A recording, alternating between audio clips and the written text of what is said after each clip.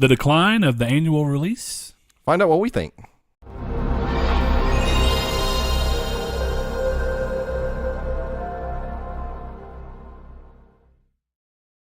Hello and welcome to episode 28 of Triangle Squared. I'm your host, Brett Beck, joined beside me, Mr.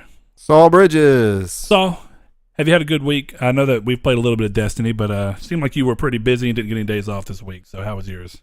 Pretty good. I had one day off, and that was yesterday. But I did play a good chunk of Destiny and a lot of Stardew Valley. Are we skipping straight into what we've been playing? We sure are. Okay. Well, before I do that, I'm going to go. If you've never watched us, this is Triangle Squared, a PlayStation-centric podcast. We release every Monday at 12 p.m. CST, 10 a.m. PST to YouTube in video format or sound-only format on iTunes, Google Play Music, SoundCloud, bunch of podcast services. If you listen to us on iTunes, if you'd give us a rating and let us know what we're doing well and what we're doing not so well as getting our, helps get our numbers up there so people can find us a little bit easier. But Saul, I guess now that we're out of that, good sir, you've been playing Destiny and what? Stardew Valley on the Switch. Okay. And I downloaded the Battlefronts beta, which I'm actually going to go ahead and get a reader mail question done. Is that Jeremy Fale, Jerome, he said, have you been playing the Battlefront 2 beta?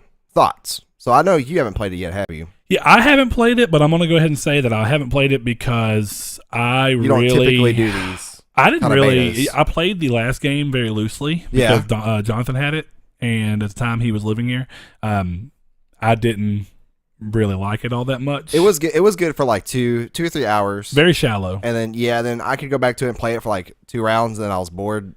This game, class system's pretty cool. And there's an actual campaign in this. There's an actual campaign. See, that was the thing for me too. Is that I wasn't going to buy the last game because I need a campaign. Yeah. Like, I may hate playing Destinies again. The campaign was fun the first time around, and it's just really bad to me in consecutive plays just because everything that made the first playthrough okay was just kind of like, I don't want to say shock value, but it's like knowing the stuff, the story doesn't hold up near as well the second time around, but it was fun the first time, and that's what's important. Yeah. But even then, I still want at least a story to kind of go through. I feel like it helps me want to connect with the game a little bit better. Yeah, personally. But I played 2 rounds. And that's all I played, and I got kind of bored the second round through. But that's also because I was playing the exact same game mode on the exact same map with the exact same army or whatever. Trials. I was the droids. Yeah. Now that keeps me interested. To be fueled fair, by rage. Trials a little bit different because the thing about Trials is because of how specifically competitive it is. I actually like that it wasn't changing maps because you were able to learn the map and learn where to be most strategic. It's differently played each time you play against somebody else. I mean, it's interesting. I think I probably prefer it because of how competitive it is to be on one map for the week, so you can kind of learn it and not say for the week, but for the weekend. So. Right, but yeah, so Stardew Valley and then Destiny, the Star Wars Battlefront beta, and Golf Story as well. I forgot you did Golf Story. You like that though, right? Yeah, it's pretty good. I pretty much put it down for Stardew though because Stardew feels so much at home on a handheld that it works. It's coming so to Vita. well. I'm gonna get that. I'm gonna get those trophies. I'm gonna wait till it comes out on Vita, but they're still talking about it, so I'm fairly positive it's coming. If it ends up getting the can, use your Switch because it is so good on a handheld. But what about you, sir? What have you been playing this week? Well, I haven't been playing too terribly much. It's been Destiny because we wanted to try and finally get the raid done with Saul. You finally got the raid done. Did it, and it's ironic that I did it finally, and then we redid it again so quickly right after with no issues. Yeah, so you've beaten it twice now. So we're I've equal. actually beaten it 2.5 times. We're probably going to beat it again tonight. Oh man, if we're talking about half times, I'm up there. We're way up there. Oh yeah, well yeah. Let's see, we got another Callin checkpoint, of course, to do tonight to help out other Joe and Brennan. So. Prophecy? Yeah. Okay. Yeah. Okay, cool. So I'm fine with that. It'll be fun. I might even do that on my Titan. Try and do something there. Okay, well, cool. I've been playing, Destiny 2, of course. Been doing enough of that. And then, last episode, I'm pretty sure it was, that I said as soon as we got done, we were going to head to GameStop and finally pick up East 8 since I was done with NAC 2. And happy to say that I have been, because Destiny has been a lot of helping schedule people do raid stuff. I haven't played as much as I intended to, but I played a good 5 or 6 hours of it, and I love it. What I was going to tell you before the show started, but I was like, screw it, let's just go ahead and get into the show, is one of the things I really like about it, and other JRPGs have done this, even the Tales games, where you can control every character that's in your party. But normally when you switch to that character, you assume where they're at on the map. So if you're in a fight, like, okay, so Tales of Xillia, you could change which character you were controlling, but in your circle, since it wasn't open world yet in Xillia, in your battle circle, you'd switch to where they were. So if they were across the map from you, you'd switch into them, and that's where you'd be. Yeah. Which, in a way, is good. But what I like about this one is because of the way that there's like a battle triangle, or basically every monster, for the most part, has got some kind of a weakness, and every person in your party's got a different like type of how their moves work. So one's like smashing damage, one's like piercing damage to an extent. It's not really the words, but the symbols make more sense. And you remember the symbols more than the words. Okay. And you know which characters use what type of weapons and specials. So what ends up happening, though, is because you have to cycle through that, if you hit triangle, if you hit square, you cycle through the people. But when you cycle through them, you instantly become them right where you're standing. So if you're running, you can literally switch the whole time you're runing, and it never stops you running or anything. That's pretty cool. Which is interesting because when you're doing a battle, you can also dodge roll in this game, which is really cool.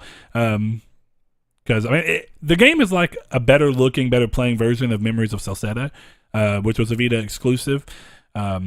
So the way that it ends up turning around, you have like a special thing, and you equip 4 specials, and they're tied to the face button plus one of the shoulders. Like you'll do shoulder, square, shoulder, X, whatever, and those level up.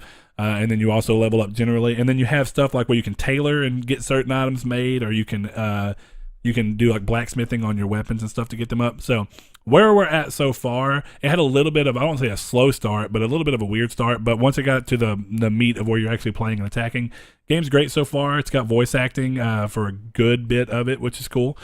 Is it good voice acting? Yeah, pretty good. Yeah, I mean, not bad. I've heard better, but not bad, and that's good enough. You know what I mean? Yeah. As long as it's not cringeworthy, I'm normally okay. So they did a good job. And then I was surprised. I picked this one up on PS4. I don't want to say I have necessarily remorse. But I did check out Vita gameplay, and I'm impressed by how well the Vita does, even if the PS4 version is obviously better in a lot of ways. The PS Vita version just really, I was surprised at how well they were able to pull it off, and that it looks mostly the same obviously you're getting a density of the world goes down a little bit because the Vita can't have as much, and then like I was telling you, it breaks the sections that you're in, because like you go through and like they'll be a lot bigger with less breaks in them on the PS4, and then when you go through a section, definitely if you have tutorials turned off, it literally loads in less than a second to that new area. But on the Vita, it breaks every area up into more areas where you see like little dots across an area, and then when you go into like Monster Hunter. Yeah, kind of. Yeah, okay. And it breaks into the new area, and it takes a little bit longer to load, where like a good 5 to 6 seconds on Vita. I thought you were going to say 5 to 6 minutes. No. 5 to 6 seconds, which is, in the grand scheme of things, a lot slower than the PS4 one. But there's been games that have loaded a lot worse on Vita. Well, and of course you could play it while you're on the toilet, and that is worth those load times. I want to see. I may just buy the game a second time on Vita, as long as I don't think it's cross save though. If it is, I very well may do I think every cross-play game should be cross-save, even though it's not cross-play really. Yeah, and that's what I'm saying. That one's not a crossplay. There's no way for it to be. Well, crossplay, like Sly Cooper, there was no online, but it was still crossplay because you could throw your save. I didn't look to see if this one was considered no, it's cross save. They do it differently, so you're not actually playing. I wonder if since it has the same name, I wonder if you could upload your save to the cloud and pull it through. It doesn't necessarily. Not the same way. The game has to have the functionality. Right? Yeah. No, I know. I'm just saying, as I'm wondering if that would be possible in the future. That'd be cool. Yeah, I mean, even though different servers, different, who knows games. Anyway, that's all I've been playing. So, Saul, you want to go ahead and drop into the drop? I sure do. Number 1 on the list, we have Alteric for PS4 and PS Vita. We have Always Sometimes Monsters for PS4, which is a great name. Is it? I was gonna say it's just weird. I don't know. It looks it's memorable. I like pixel art. You know what I mean? It just looks memorable. We have Bad Apple Wars for PS Vita, both out digitally and retail. We have Cyber Dimension Neptunia 4 Goddesses Online for PS4, retail, so doesn't look like it's available digital. I don't know what the hell this game is. Echo for PS4. Almost looks like some Destiny stuff. Kind of does. Kind of looks, at least from this Tess box Everest art. Or whatever. Yeah, I could see that. We have The Evil Within 2. For the people who are really excited in that, I don't know. The first game just didn't do it for me, so I have no real interest to jump into this one, but it does look a lot better. I've been playing through the first one a little bit every now and then. Oh, did you actually pick it up? I downloaded it when it was like $14 on sale. Okay, yeah, and then now that I have the Pro, I'm playing in boost mode, which helps it out pretty well. Okay, cool. But yeah, this game comes out only digital, which is weird. I don't know if this is an error in the drop because I can't see that game not being retail unless it has two weird releases. Unless for some reason it's an early release digitally and then a different. Yeah. But I didn't see that anywhere. I didn't either. Next up, we have Fort Defense for PS4. We have Friday the 13th, the game, out finally for retail for PS4. I might actually get it now. Are you serious? Yeah. I didn't know you were interested in that game at all. Yeah, loosely, but okay. I just don't like downloadable games. Huh. We have The Invisible Hours for PSVR, which has some almost rip-off-ish looking characters from actors. I'll say this dude right here definitely looks like Ben Kingsley, if you know who that is. Yeah, go up a little bit more. I'll say Mark Hamill. It's in the solely middle. over there on the side. It sure is. All right, okay, but yeah, I was gonna say, arguably another big title up this week is Middle Earth: Shadow of War. I'm excited for it. It's got a lot of really good reviews.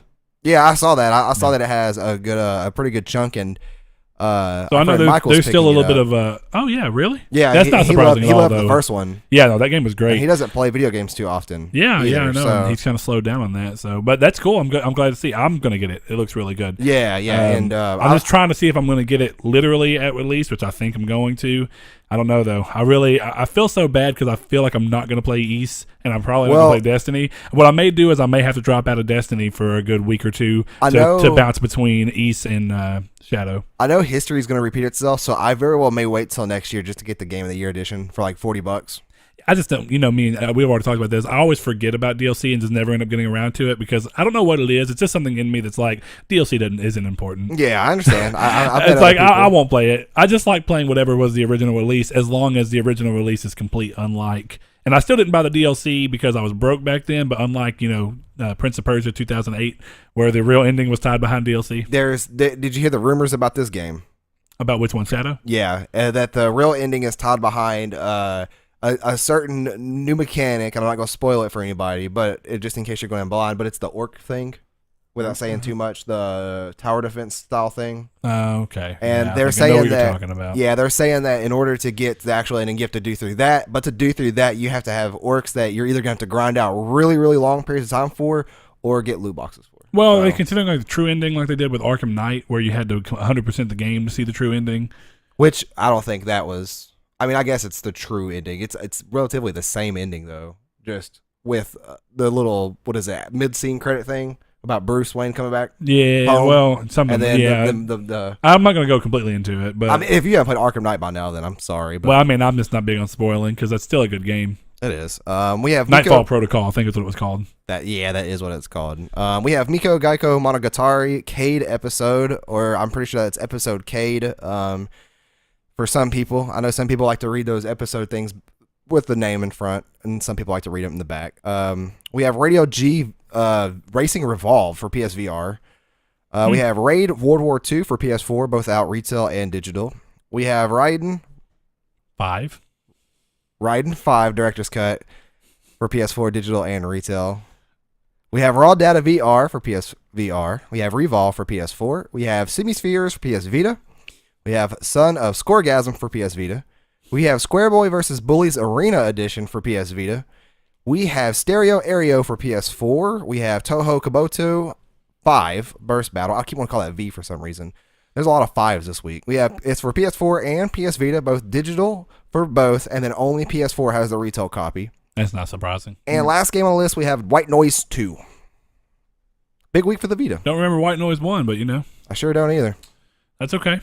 And yeah, it's funny. In one of the groups I'm in, someone was talking about the PS Vita's crap and that it doesn't get any support and blah, blah, blah. I was like, literally, that game still has 2 to 3 releases a week. Yeah, you just have to have the right taste for it. Well, yeah, and I'm not saying that, but the argument that it has no support is completely wrong. The game has support. Does it have support in genres that you're interested in? Well, you could argue that it doesn't have support for you. Well, but that's a different statement than it doesn't have support, because that's what the guy said. Oh, well, yeah. Is the system doesn't get any support, And that's not true. If you like the games that come out on it, there's plenty of games that come out. Yeah, on it. It's just a lot of them are very JRPG driven, you have to fit in that niche. or very smaller indie games. But if you're looking for AAA, I mean, yeah, the AAA aspect is more or less gone. I would argue that AAA JRPG, which doesn't necessarily, it's kind of almost like an oxymoron because a lot of JRPGs have lower quality. Like you kind of just expect it because like Ys, if I showed you it, it looks like a PS3 game with a little more density because of the PS4. So it's like a PS3 animations and character models, but sharper image quality and then like a little more dense. It kind of looks like, if I showed you the game, it honestly kind of looks like Tales of Xillia. Which don't get me wrong, was a good looking game for PS3, but even Tales of Xillia looked old and when it came out over here finally, because it was like a 2009 or 2008 game for the PS3 in Japan. So it just goes to show how JRPGs are just done way differently. They're not budgeted the same, but honestly, the Ys games are so good that I don't even care. I want them to keep coming out. I don't want them to get these retarded, inflated budgets because they just don't need it, in my opinion. So. But yeah, I mean, I'm glad to see that every week I really feel like there's at least one thing where I'm like, I can't believe the Vita's getting that, and then it's always multiple. You know, it's like there's multiple good games coming, or at least games that I feel like interest the player base that's stuck around on Vita. And until that goes away, I'm not quite sure how quickly people will jump to the Switch, which is a worry that I've seen a lot. So yeah, I can see that for sure. And we even talked about it last week. Is when does that happen, or does that happen? Yeah. Is the Switch getting the games that's keeping the people on Vita, and does that fan base move? I can see it being a good possibility. But it really just depends. A possibility. I think JRPGs will continue to release on the Vita as long as they continue to sell. I want to look up and see how well Ys is sold on Vita. I'm going to do that after we get done here. Yeah, go ahead. Out of sheer curiosity. So I'm going to go ahead and go into the news, though. You're all done, right? Yes, sir. All right, so news this week is a little interesting.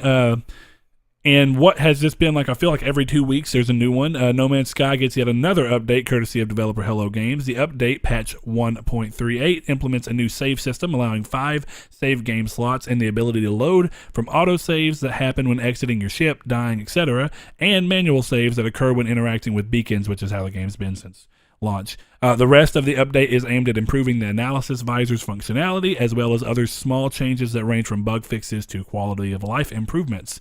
So still good to see that game constantly changing. Yeah, you know? Good for them. And in a way that I feel like is more of what people wanted. So still good to see. Next up, PlayerUnknown's Battleground is indeed coming to PS4, though we still do not have a date. Xbox are in talks with developers, to extend the original exclusivity window from 3 months to presumably as long as they can get. Which, as a quick aside, I feel like that partially has to do with Fortnite Battlegrounds kind of coming quickly. And now they feel like, originally they were like 3 months. We'll get 3 months of being the only console with one of these Battle Royale style games and one as big as PUBG. But now Fortnite came out, similar-ish style game, and of course has gotten big. It hit 7 million players. I don't know if you saw that. There's been days where Fortnite has had more streamers on Twitch than PUBG did. Still interesting, but either way, PlayerUnknown's Battleground releases on Xbox sometime this year, while you can expect the PS4's version sometime in 2018, highly likely.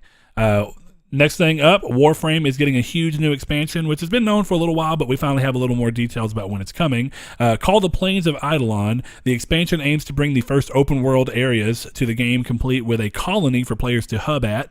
This colony has vendors for new activities, such as mining and fishing, and many more. Outside of the colony, players can go solo or group up in teams of 4 to freely explore the plains. This expansion also brings a new Warframe, which are the exosuits that determines your character's abilities. Some people don't realize that that's why the game's called Warframe, as well as new weapons, a reworked version of Focus, and much more. The update aims to release on consoles sometime next month. Well, the PC people will get it very soon, presumably within the next 2 weeks or so. The update looks awesome. I don't know if you actually looked at it. No, I did. If you looked, that trailer is really good looking. It's really high quality. And I'm not gonna lie to you. There's a high chance that when the game comes out, if it's everything I really want it to be, Destiny's gonna get dipped. See, and that's only I'm still salty. It's one reason, and I know you want to restart, but you know that I feel much. I like first-person shooters here and there.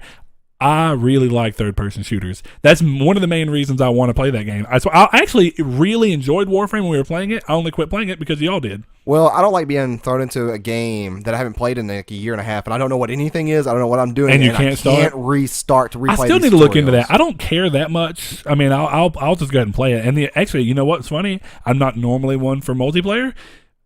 Destiny 2 is actually doing a lot better. I did not like Crucible and Destiny 1 at all. Yeah. I like Crucible and Destiny PvP and 2 more. I can do it. But the PvP in Warframe was really fun to me. So I don't know. I'm probably going to hop into that. I'm thinking about just going ahead and downloading it so that I'm ready for when the update hits. And then let it go ahead and auto update.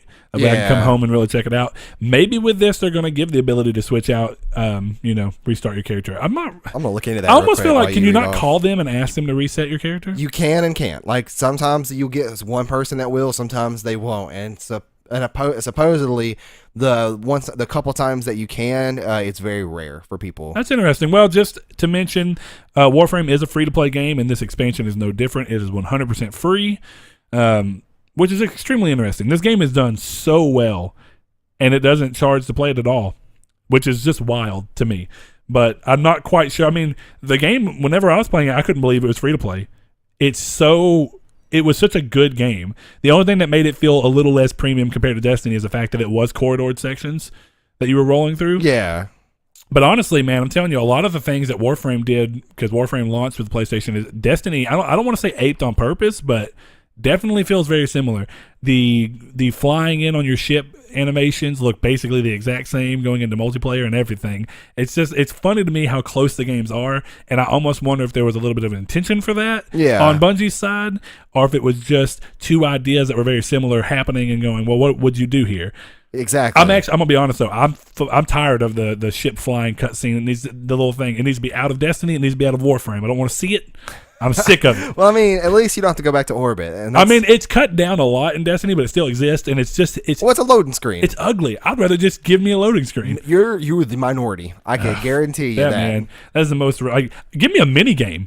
Let me have a little 2D where I'm flying my ship and I'm shooting fallen ships or something. You know what I mean? I don't know. Give me something.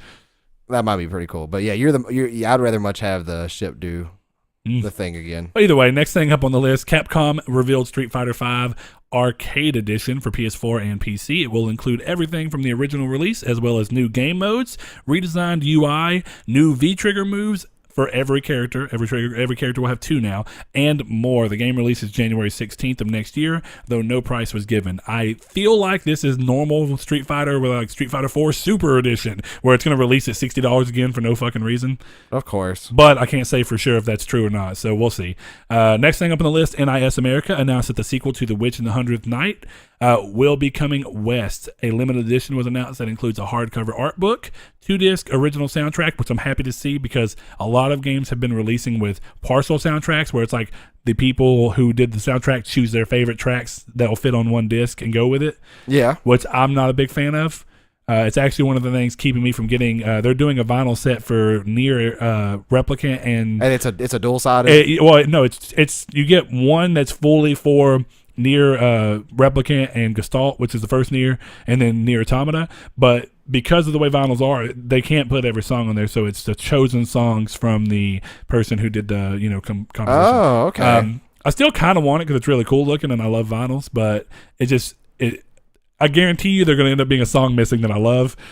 So and then it won't be complete. But either way, I don't know if you ever played The Witch and the 100th Night.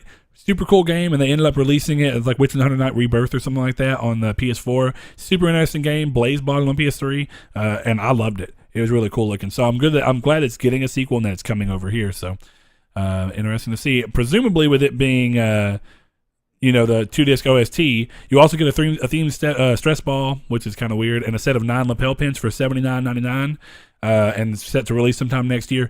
With that being said, I think that with it being $79.99 for the limited edition, it's probably going to be a full price title. So yeah, which is fine. That makes sense. It doesn't bother me, but I mean, they've been doing so many of these $40 releases lately that it's just you never know where it's going to hit. Skyrim Special Edition received its survival mode DLC this week and is free for a limited time to anyone who owns the game. So hop on that if that interests you. Since it's official DLC, it's basically like all the mods you can get for free, but you can play it this way and still get trophies. That's important to note. Oh, okay. Because some people are like, why would you get it if the DLC? I mean, if there's already mods that do it. This is exactly why I didn't play that game with mods at all, because I wanted trophies. Right. And I feel like there needs to be a way to get mods that are official mods almost, where they still let you play with them, but they give you trophies.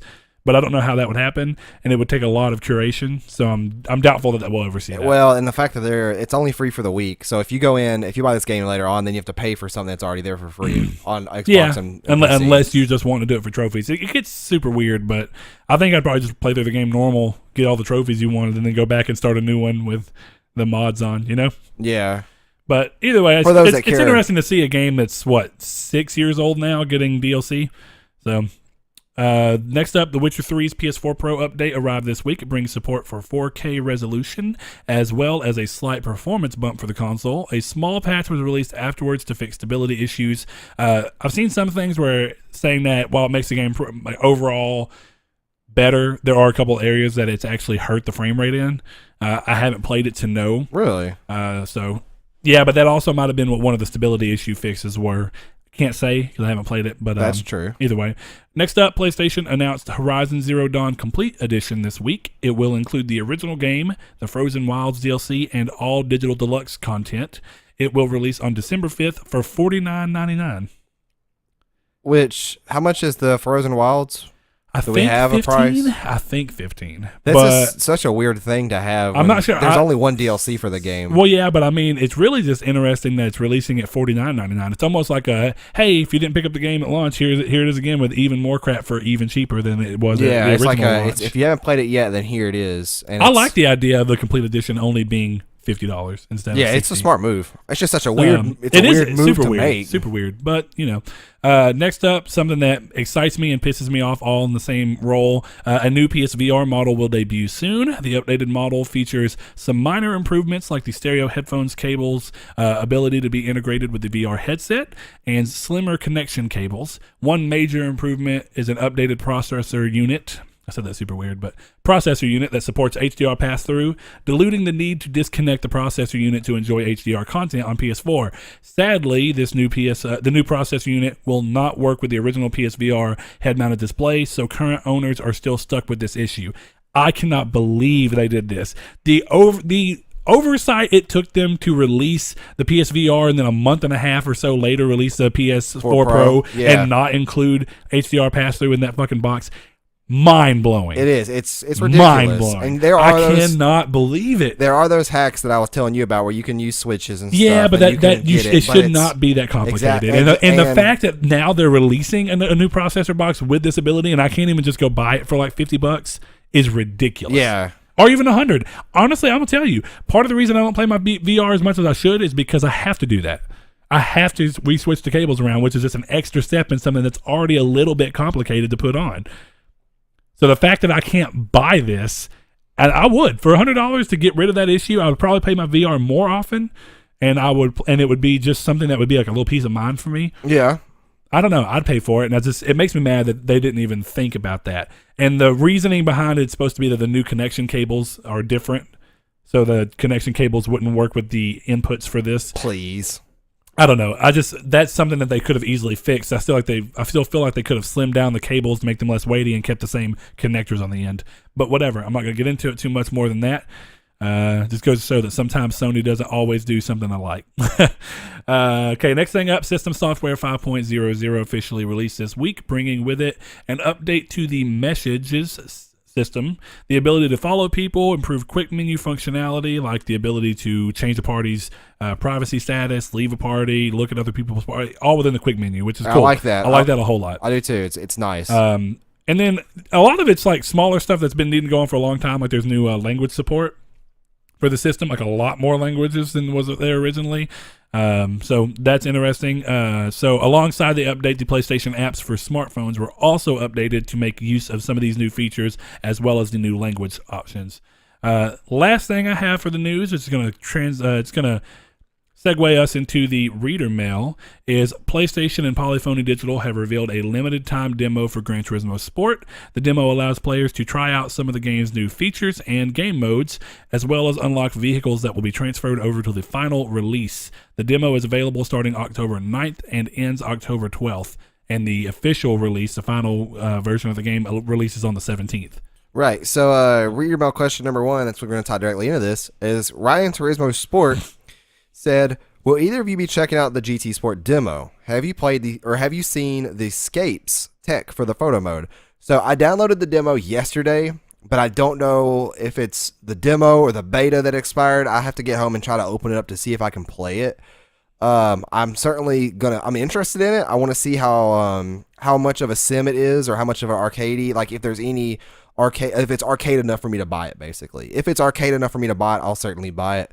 I really, really like Scapes. Me and Brett haven't really looked into that until right before the video. We watched an IGN video. Yeah, I looked loosely into it, but yeah, I knew it was coming, and I knew it was going to be like a Scapes thing. I mean, I knew about what it was called and the loose way of what worked, but actually seeing it in motion was pretty interesting. Yeah, it looks good. I'm not a huge fan of photo mode in any game, really.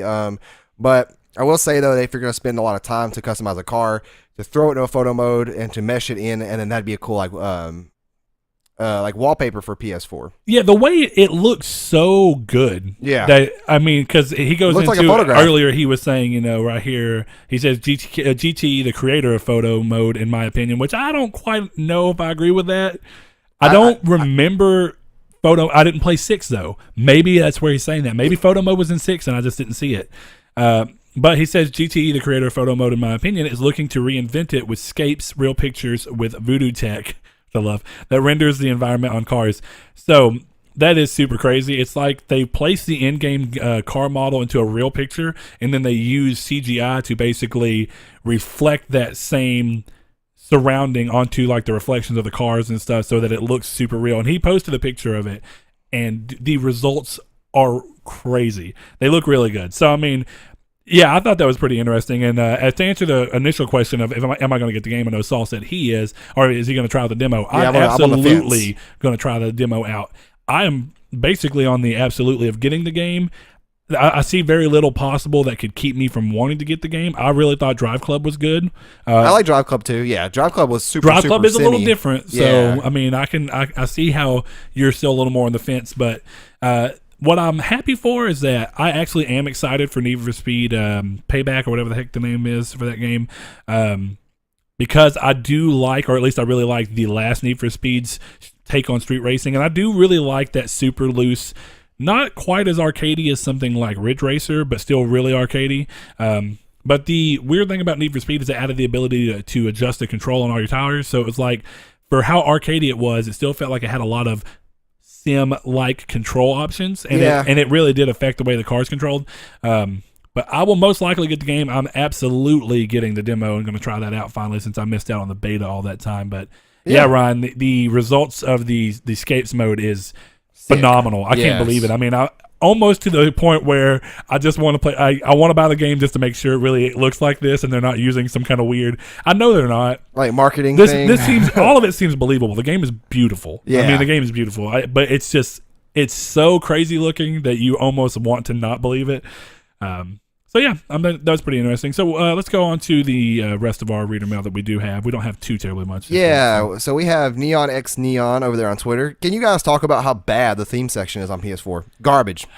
Hot, messy, and garbage. When he said it's funny because it's not something I care about as much these days, but one of the funnest things of PS3 was like, man, what baller themes can I get on this system? And the fact that you can make your own themes and people could post them online, you could just download them onto the console, was and why amazing. That's not on the PS4, we'll never know. And it wasn't on the Vita, and man, there's all sorts of stuff. Themes were such a cool thing in the PSP, PS3 days that it's just sad to see them shafted so badly. And some of the best ones for PS4 seem to be bundled in with games like Final Fantasy IX, or they are just your own, where you have your own background. Yeah, but I really like when they have specialized icons.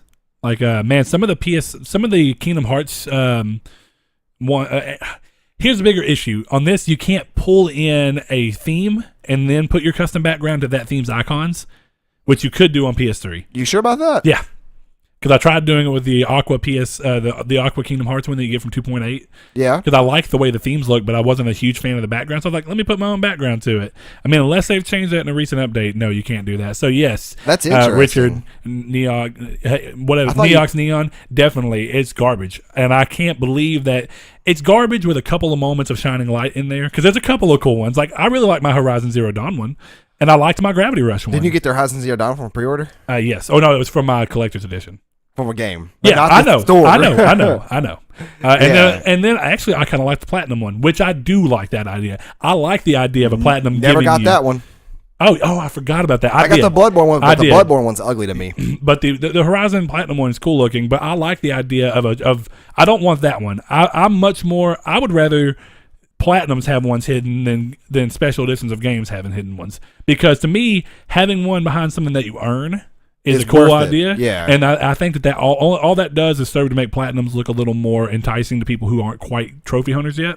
Yeah. So, and since Horizon wasn't that hard to platinum, but it still was like a challenge, you may get people who are trophy hunters now just because they platinum the game randomly and were like, oh, crap, I also get a theme? That's awesome. It's incentives that would actually make you try. Which is cool. And so the last one, let's see if I'm not mistaken, is Mr. Santa Roots, right? Yes, sir. And I'm going to go ahead and say, Saul, I've been brewing on this for a little bit, but I actually want to save this one. I'm going to go ahead and read what it is. Okay. But would you guys like to see a mini PS1 like the mini SNES? If so, what games would you like on it? Not going to go there because I would actually want to do a comparable amount of games. Like, I want to say, how many games are on the SNES? Isn't it like 20-something? 40. Are you sure? I think. Man, I didn't think it was that much. I thought it was very similar to what the NES Classic had. The NES Classic only had like 15 to 17 games or something. No, it didn't. It had 20. Okay, look, I'm going to show you. I can't remember. I feel like the SNES is closer to that, though. Actually, hold on. I might be getting them confused real quick. We'll check here. So the SNES Classic, I hate the internet and everything that it stands for. Says the man who has a show that completely goes over the internet. I do. But anyways, what would be the amount of games you would want on it? I think that similar to the idea of Twitter forces you to really think about what you say because you have a limited character count, I like the idea of limiting the amount of games that could be on the system so that you make sure you put the games that you really feel like show the quality of what that system had, but in a smaller amount of titles. I think no less than 20. I think 20 is probably optimal. Yeah. I think 20 is, and it gets into a weird thing because it starts to be like, on games that have series that you love, because like I love Crash Bandicoot, right? Right. But which Crash Bandicoot would I put on there? Because I don't think that all three need to be on there. I'd say 1 and 2.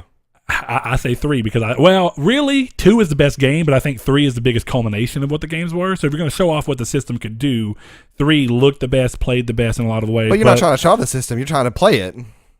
Well, but I'm saying like of what that system was at its best. You're showing the best of the best games, but it depends on if you want it to be the best of what it was as an overall package. Well, no, I mean, but the game, that was the best looking of the 3, but it also played amazingly. It's just that 2 had a little bit better game structure.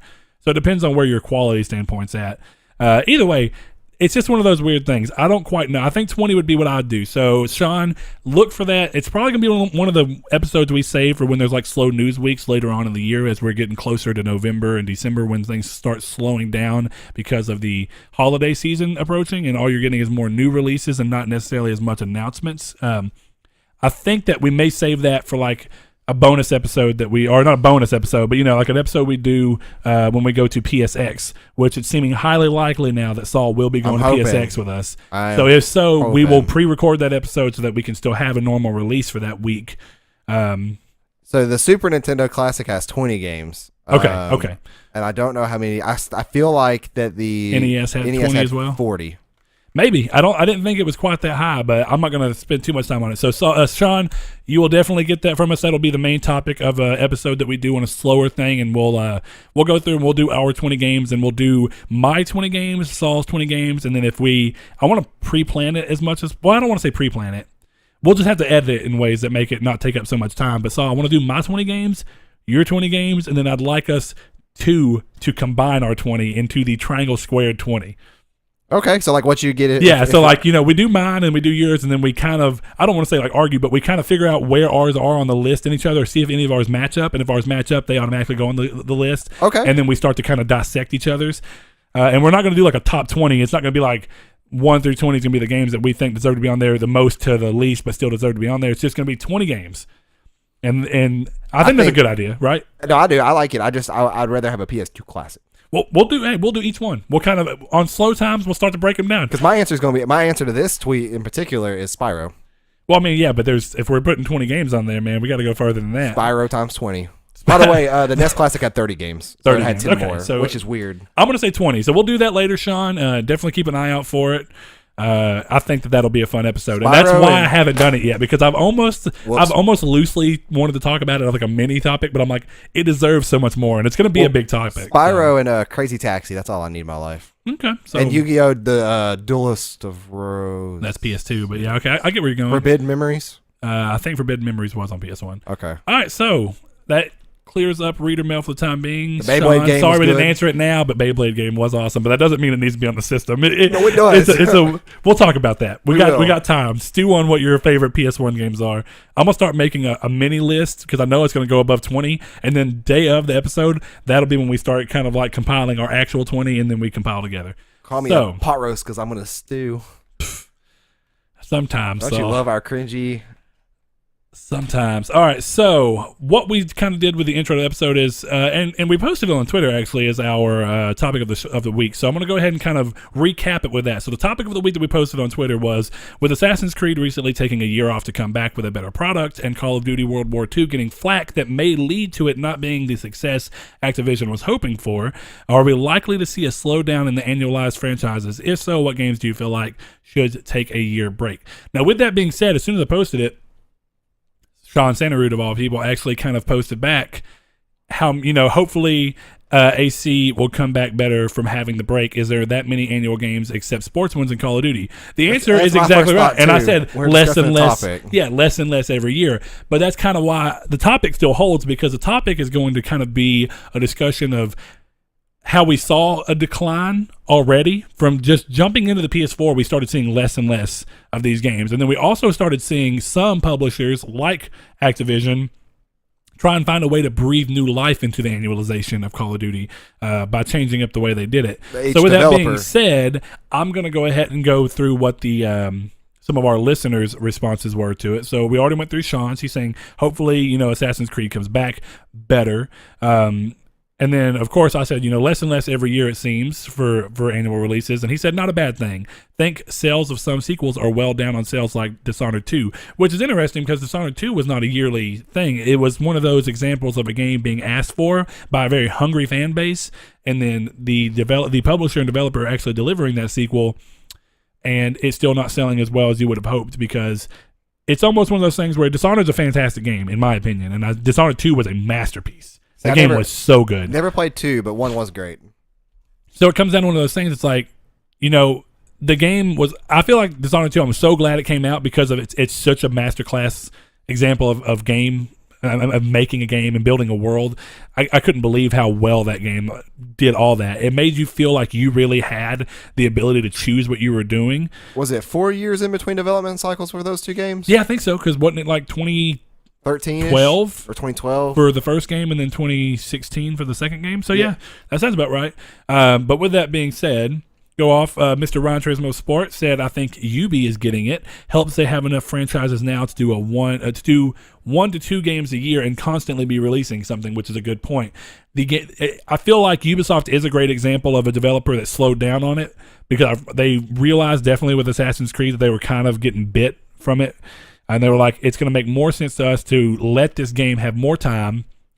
And with more time, you're going to have the perception of higher quality. And hopefully when they see the game, they also see that high quality that they perceive this year break giving us. And then, of course, they are doing a good job at releasing games in a staggered way, to where they always have something coming out. So Ubisoft's always on your mind, but the franchises aren't getting worn out so quickly.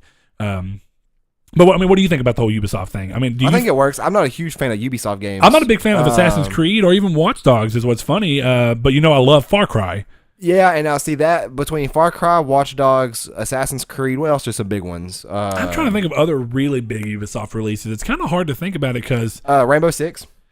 Yeah, that's true. All the Tom Clancy's games. Yeah. I'm thinking that between that one, we'll probably won't see any sequel anytime soon, just because of how well that game's been doing. I don't think that they. Yeah, I think that they want that the game to last on its own legs as long as possible, and it definitely should. But yeah, I think between those 4 franchises, that every year Ubisoft could release something. And of course, The Division's part of the Tom Clancy series. That's true, yeah. And with that game being something that could be built upon like Destiny, it's something that they have a clear road forward without having to release a new game. But it's funny because games like Destiny have kind of taken the idea of annualization of a franchise and instead gone, hey, instead of doing a new franchise or a new game every year, why don't we do a massive DLC or something? A massive DLC every year, or maybe 2 DLCs every year. Uncharted kind of did that. What, the annualization thing? Yeah, with the Lost Legacy. Yeah, because it is a year after we saw Uncharted 4. But Naughty Dog technically is doing this. Well, that's if we get Last of Us 2 next year. I think it'll be 2019 when we get that. And it's annual release from the studio, but Uncharted is an example of an annual, but it's not steady annualization. So I'm not really going to count it that way. And it was DLC that grew past its intended size. Yeah. So I'm not going to say that. Yeah, I mean it's still annualization, but it's annualization done in such a different way. Right. It's not real annualization because I don't think we're going to see another Uncharted next year. I mean, that's pretty much guaranteed. Yeah, I was gonna say it'd be crazy. If anything, you may get Last of Us next year or even 2019. Yeah, I was saying we get Last of Us next year, I'd be amazed. You know, what'd be crazy is if The Last of Us gets a DLC that grows out of scope and becomes its own release, just like we saw with Uncharted Lost Legacy. Well, they did that with Left Behind. But it was a standalone release, but it wasn't a full game. It was really short. It was like 3 or 4 hours. I thought Lost Legacy was somewhat similar, maybe 5 or 6 hours. No, Lost Legacy is like 10. Okay. See, I was gonna say I thought they were almost similar. And it had its own platinum. So that's really cool. I didn't know that. Oh yeah, I did. I guess because Dan got it. Yeah. So that's what I mean for stuff like that. So yeah, I mean I think Ubisoft has a good way of doing it. That's a great point, Ryan Turismo. Let's see, Alabama Gamers, new followers. Thank you guys for following. Appreciate it. Let's see. While not a big fan of sports games in general, I think most of these franchises could use a break. Every game feels familiar. So this is going to go into the category, and I'll go ahead and break off into that now. Of where I was saying we're seeing developers find ways to try and spice up and breathe new life into some of their annualizations. So starting with the sports games that he's talking about, because it's also what Jerome said, Jerome File. And I'm sorry, I know we're probably butchering your name. I'm sorry, Jerome. But Jerome said it too, sports series. And then, of course, actually we have Nate down here, Mr. Scorpion Wild. I laughed at his new name. Nightmare Nate, yeah. Nightmare Nate. Yearly... That would make a killer gamer tag, I feel like, you know? Yeah. Yearly sports games should take a break from the $60 overhaul each year and add a DLC update yearly with a full overhaul every 2 to 3 years, which is something that people have been talking about forever. Yeah. And I do think, in my opinion, I see where that would go. But so going back into the way sports series have tried breathing new life, and we've seen it more and more with also Madden being the first time this year having a story mode. FIFA got it like a year ago. NBA 2K got it like the year before that. It's like they keep trying it with one franchise, it works, they kind of breathe it in a new one. And what it does is it helps the games feel different, and it's got something that's actually different. It's like, you know, while Destiny 2, in my opinion, doesn't feel just leaps and bounds ahead of Destiny 1, definitely if you just have somebody who's never played either game look at them, I think that they'd have still doing a good amount different. Because you when you play it, you're like, oh man, this story is decidedly different from the first game. That's why I think you need a campaign, because you have the campaign to go, this is a new game, this is a different game. Yeah, and see, that's something that with sports games we'll never not see. They'll always be yearly. They will always, because just... I'm not going to say always. I do think that eventually... There was a rumor like 5 years ago if they get bad enough, I don't want to say PR, but if they get a bad enough opinion from the people who buy the games and sales start to slow a little, or sales start to slow enough to feel like it's a cause for concern, I think you may very well see them go, okay, we got to finally do what we've been saying. Now, what would that yearly DLC be? How much would it be? $20? $30? What's that price that you'd be willing to pay to get this roster update? See, yeah, I was going to say, that's been a rumor for like 5 years now that... they were just going to make a game called Madden, and then every year it would just change with DLC updates. But they're going to lose out on so much money by doing that I'm pretty sure that's why. But it would also cut down on development costs. So it's like a mix because they have to pay these people to develop the games every year, but they don't have to pay them. But then it cuts into losing jobs though. Yeah, too. so it's a big weird vicious cycle. Yeah, we're gonna go with it. It's been going on for like what now, 20 years? What, Madden? Yeah, longer than that. I thought it was like Madden 25 or something. I'm pretty sure it's pretty far into it. I can't remember what the Madden was like on Super Nintendo. That's the one I'm thinking of. Yeah. Either way, at least 30 years. That's kind of where I'm going with this. The whole idea of them trying to take something annual and trying to make it feel less annual. And the way you do that, of course, is by trying to introduce something that makes the game discernibly different. Because you're seeing it again this year. We saw it with Madden, right? Yeah. And that's EA. But now we're seeing 2K do it with 2K. And again, these are all different. So 2K basketball did it first. Then we saw EA go, you know what? That's kind of a good idea. Let's do it in FIFA. And now let's do it in Madden. Like the story mode. Yeah, and then now what are you seeing 2K do? Now 2K is giving you an open world hub that you can walk around through. Remember that neighborhoods thing? It's just one more thing to make you feel like, okay, this is a different game than last year. I have this new thing.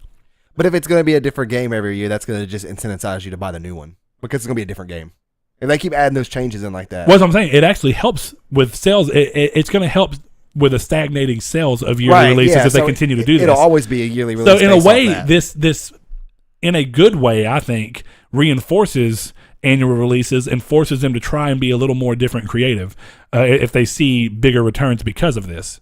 And the NBA 2K series has been doing phenomenal since 2K12, 2K11. Yeah, this one actually has had a lot of customer backlash. There's been stuff where you've used your real life money to buy these tokens, and then your character gets somehow deleted, and all the tokens go with it. That happened to Justin Foster. Really, that's weird. He was so. Either mad. way, people seem to like it for now. So I mean, I think that as long as it can continue to be done in this way and be done well, I don't think sports series have to take the break. Now, I think if they don't continue to do this, something has to happen. You know what I mean? Yeah, something will happen. But I think that something has already happened, and we're seeing it right now. So, correct. So it's okay. So let's go down here. Mr. No Fate, Sean 1 Neo. He says Rocket League is a game that could have been annualized, but I'm glad it's not. Other sports games could take the same approach. And that's actually exactly what we're talking about. Yeah. It's one game that comes out and continues to see DLC support. Now, the reason Rocket League can do that versus a normal sports game to an extent is because Rocket League is not based around a real-world sport or real-world players. And it's which comes to be a weird thing because the reason team. the sports games do the way they do is like there's rosters. Yeah. And those rosters are important to the people because they want to play with the people that they like to watch in real life. It's like the Connect. Oh, yeah, dude. But a game like Rocket League can go, hey, you know what? We're already a made-up sport. Why don't we go ahead and release a new version of a made-up sport in the same game in the form of basketball with rocket cars? Exactly. How about we do it with hockey with rocket cars? You know what I mean? It's like they kind of already is. Just make the puck not it's fly. Soccer, but but now they have hockey with it. Yeah. And then they have the ability to go, hey, you know what'd be cool is if we give new DLC that's based around, and this is purchase DLC, but it's cheap. I'll give them that, and it's based around franchises that people love and seem to have been requesting, like all the Fast and Furious stuff happening now, the DeLorean coming from Back to the Future stuff. You've seen them do this already, where they're finding ways to breathe life into their game because they're not bound by anything that already exists. Correct. Yeah. How do you start to do those same things in a franchise that's based around real-world people, real-world sport, real-world structure? The only way you'd be able to do that is doing, something that was kind of one way you could try and do it, but you're still going to make people happy because they want that yearly main release is either release side games like NBA Street where they change up the way the games are played or start to incorporate that street mode into the actual release. That way you have the normal yearly release thing, you have the structure that you want, you have the team you want, the rosters you want, but then if you want to not be so serious and do something a little different, now I can jump into the street mode where it's a little more wacky and I can do big head mode and play with like a more arcadey version, casual style game. But that probably won't happen because you do have to look at it from the business side. If that game can stand to be made, it can stand to be made as a standalone game, which is exactly what NBA Street's typically been. Yeah. And even things like FIFA released, and it was like a street version of soccer, and they released it as an individual release. And it's because the idea behind those games are so in stark contrast to the idea behind the actual sim sports games, that it's kind of hard to put them into the same disc because I feel like the hardcore fans will be like, why are you putting this in this game? This game I want to be me going through this legit, season. I want to perform and do well. I want the sim side of this. I don't want the play side. It'd be a weird thing if they could somehow combine them without getting backlash. Yeah. But I also think from a business perspective, it would never happen. It's going to be hard, yeah. Because it's just, they can pay another development team to make that game, and then they'll get probably bigger returns off of it.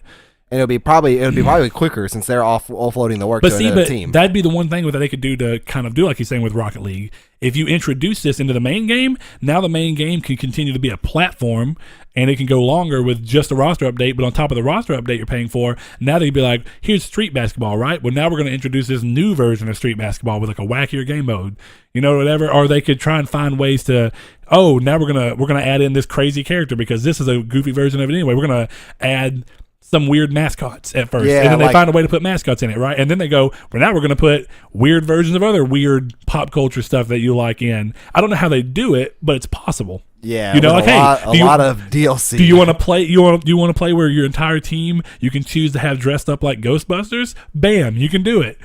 I'm not saying that it's such a novelty. It is, but that's what people like about the Rocket League approach is the things that they want, and then they continue to update the game to make it better. But then they also get these new free game modes, and then they get the DLC that they want, and that game is thriving on novelty DLC. That's true. Yeah. So it's a way to do it from the business side of things. Especially so that's gone over all the responses we got kind of on here. Excuse me, I've been a little sick lately. So bouncing over to the same idea of breathing fresh life into an annualized franchise. It's funny because, of course, I mentioned Call of Duty, and, of course, Call of Duty's been getting this backlash for a couple of things. Some of it's been on the they've gotten a lot of backlash, honestly. They had it to where they were removing the Nazi flags, symbols from things in the game. The situation made me so mad.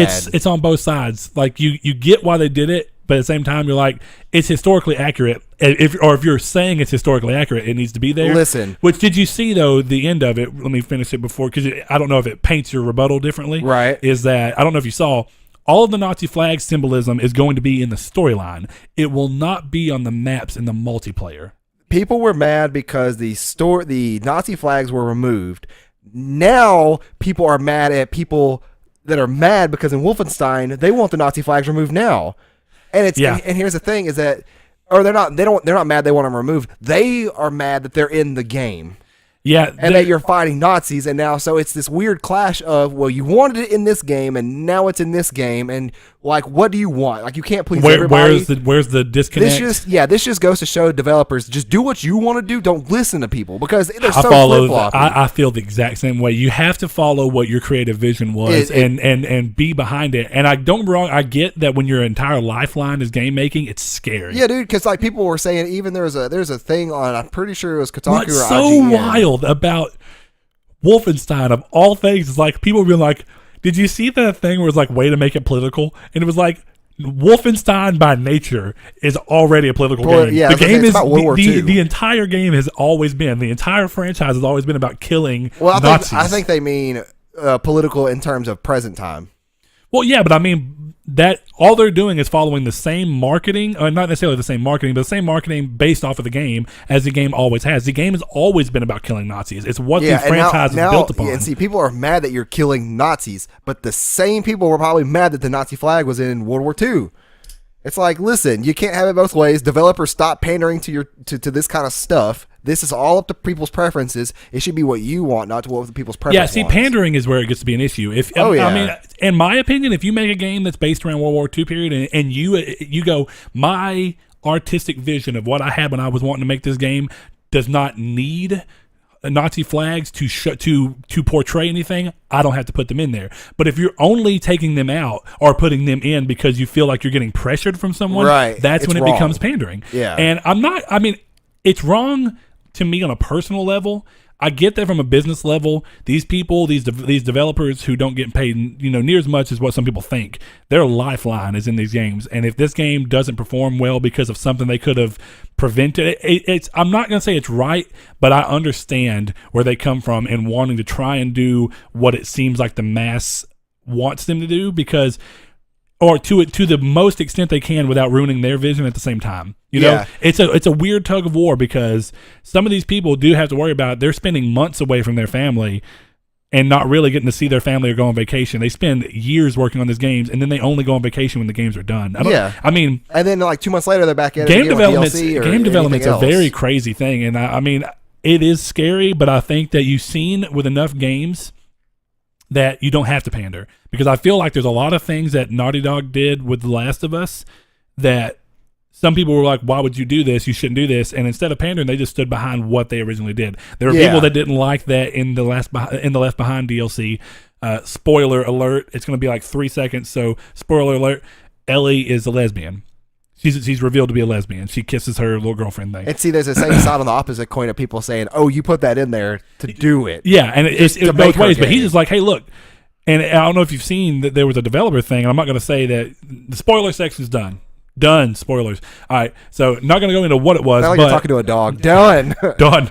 But Ashley Johnson, who plays Ellie, she said that she felt like that it was choice right for Ellie. She said that she is actually partial to what pushed behind it, because she said that that's what she felt Ellie was in her head when she was creating the character who she's portraying. And I feel like there's a lot to be said about what the people who are voicing these characters are doing. You know, you got to let them. It's their character as much as it's your character, and if they have an idea, why not run with it? Yeah, and you know. So I think that's a very interesting thing, and I think Naughty Dog are good examples of you can do what you want to in your games, and it's not about what's in. It's about your vision, and honestly, it's about the experience with the characters. You don't always have to agree with people. I actually like the God of War games. I don't think it's right that Kratos is going around killing all these people, but you understand why he's doing it. Yeah. And you're just along for the ride. And you're like, I just want to see this through and see what's going on and what's going to happen for his story arc. Doesn't mean I think killing everybody in the long run is a great thing. It's just, it's a video game. You're there to experience something through another character's eyes. It doesn't mean that it has to agree with what you personally agree with. It's a game. It's just hilarious that in this media nowadays, it's people saw a Nazi flag in World War II and they said, I don't like that. Get that out of here. And then now now that they're saying, oh, I don't want to be like, you shouldn't be killing Nazis. It's like, Nazis are the scum of the earth, especially during that time period. That is the one group or the one team you would want to kill if there is another human thing to kill. And it's one of those things like, I'm not even a big proponent for violence. I never have been. I don't really particularly believe in war myself. Anybody deserved it. It's but Nazis. I mean, what it comes down to is that we have a group of people who are literally killing millions of people. Why are you going to have a problem with somebody being like, well, I kind of understand why I want them to kill a bunch of people. Or fighting back. That's what they're mad at. Exactly, fighting back. It's just a weird thing. So, anyways, I mean, pandering. Yeah, we did. But pandering becomes a weird thing. It's just, what do you do with pandering? Well, with all this, going back to Call of Duty finally, with all the Call of Duty stuff going on, not only with this back and forth on what they're doing with the Nazi symbolism, I don't even know where that's going to go. Is it people just crying, or is it people who are literally going to do something? I'm sure it's people that like they just don't want to see it. Yeah, maybe. And then of course we have stuff going on where some people are worried that the multiplayer is not looking like they originally were hoping, and then partially, and actually I'd say to a good majority, partially to do with this Call of Duty points thing and these loot boxes that are all microtransactions have assumed way too much of the marketing, in my opinion, of this game. Oh yeah. So far as to see, I don't know if you saw, but the Steam, the front page is nothing but the Steam when tokens or whatever. When you click about game, the first thing it shows is tokens. It's like, I'm not saying that information didn't need to be there, because if you pre-order the game, you do get that. But why is that your front and center? Why is it the first thing you go, hey, when I want to tell somebody about this game, I want to make sure the first thing they know is that there's Call of Duty points in this game. And see, and in times like this, the only thing you can really do is just fight back with your wallet. I've bought every single Call of Duty game for the past 10 years, because there's Call of Duty 2, Call of Duty 3, and then there's Call of Duty 3 on Big Red 1, which is a PS2 game. Yeah. And then they had Call of Duty 4. Well, we don't really need to go through a whole breakdown, but you bought them because you love them. Every single year they came out, I bought them, and I will not be buying this one because of that. And I'm not buying it for other reasons. It just doesn't look like a game that's for me. And I've said that plenty of times. It's fine. I think the game will probably be okay. There's a lot of things that they're doing that I understand why people are upset with the decisions. Right. And some of them from a business standpoint, but Battlefield 2, come on out now.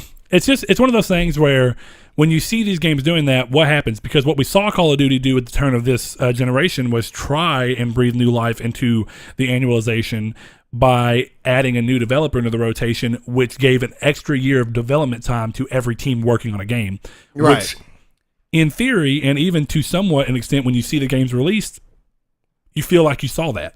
You're like, oh yeah, I actually see this extra year helped. Yeah. The games actually looked decidedly different when they finally hit PS4. Exactly. Yeah. As you know, with Advanced Warfare. Well, I was gonna say Ghosts. No, because Ghost was a bridge. I know, but I'm just saying, even though it technically was on PS4, Ghost was a very murky game. It was but Ghost was good. I didn't play it. Ghost was actually pretty. Like, that's a minority opinion. I've noticed, but I know a couple people who want a sequel for that. So that'd be cool. I want a sequel for Infinite Warfare. Probably won't happen, but hey, we'll see.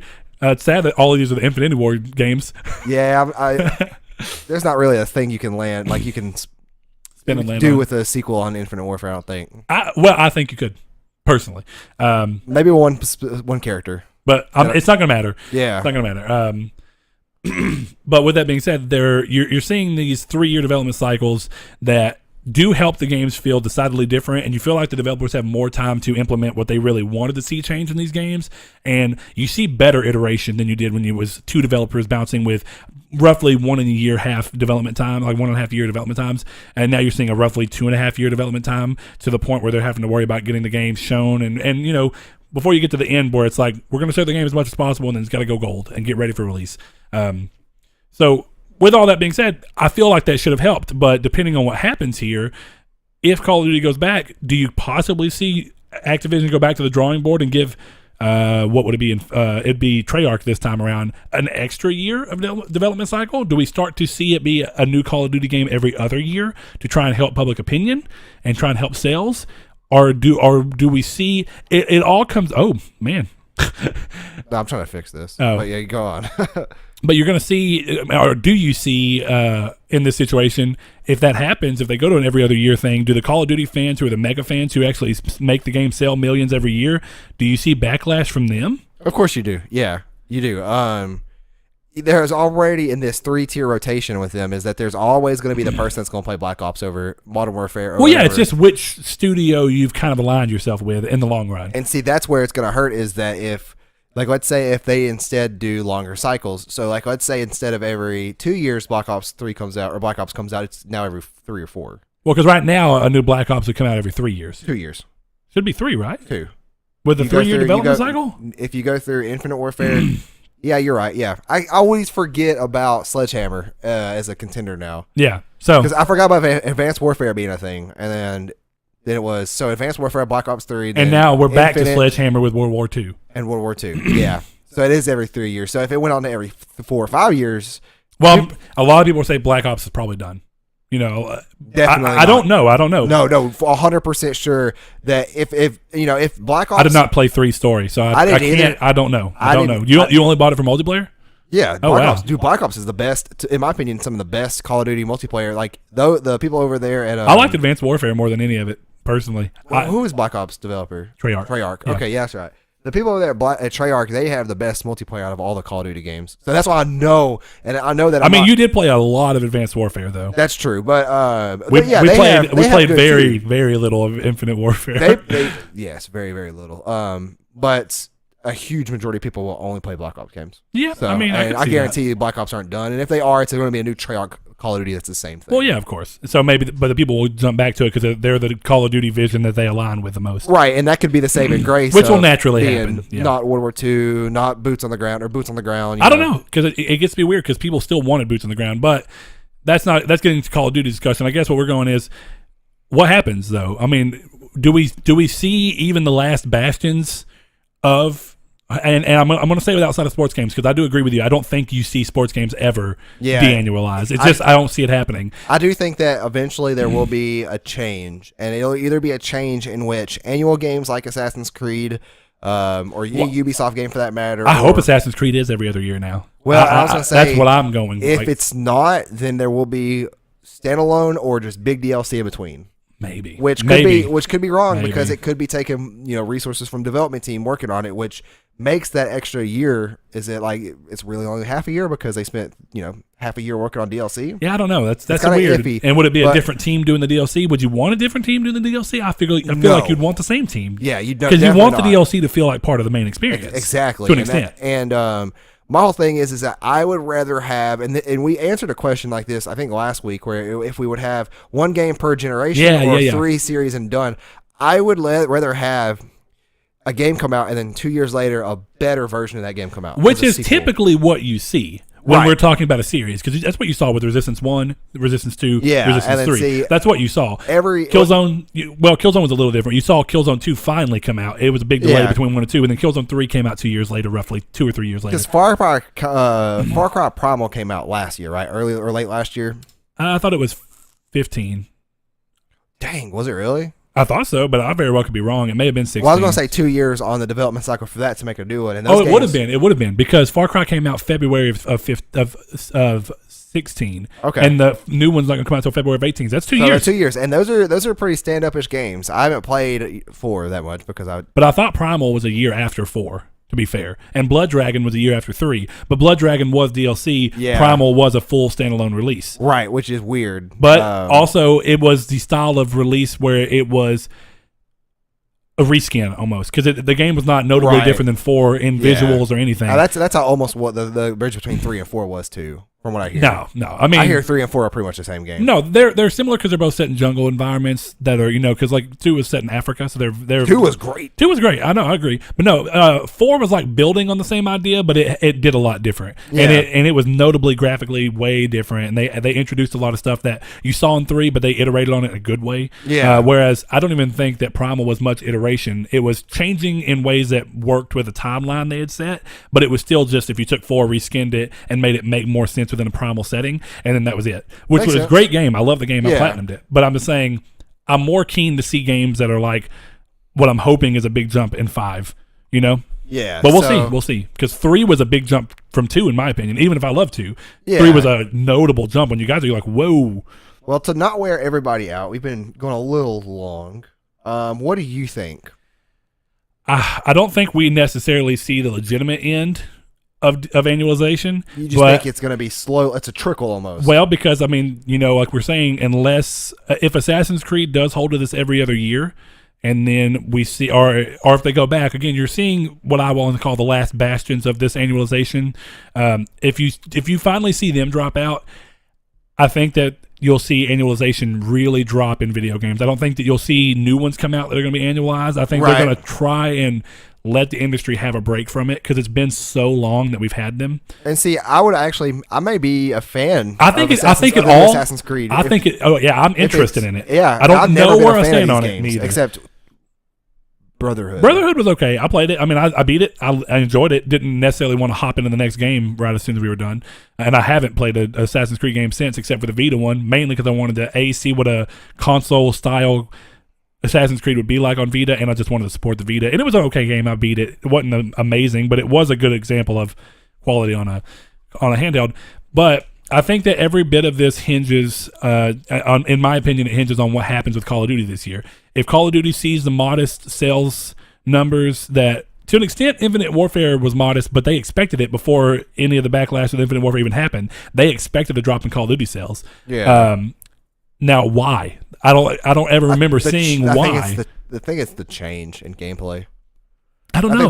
Maybe it was because they already knew what the game was, and they just wanted they respect Infinity Ward and wanted them to make the game they wanted. The game still sold millions, but at what point? Because Infinite Warfare was still the great best-selling game of 2016 with only a month and a half on the market, which is impressive. Oh, of course, it's a Call of Duty game. That's always true of Call of Duty, but it goes to show you that no matter how much that game got hated on, at least in the general media, really, really well. It was still a fantastic selling game. The thing about World War II, I guarantee it'll do similar, but I just wonder because how many years in a row? See, because if this game ends up being a problem, like the people who had problems with Infinite Warfare, how many years and how much of a hit to sales does it take for Activision to finally go, enough, we need to do a break? Because I wouldn't have thought that same with Ubisoft.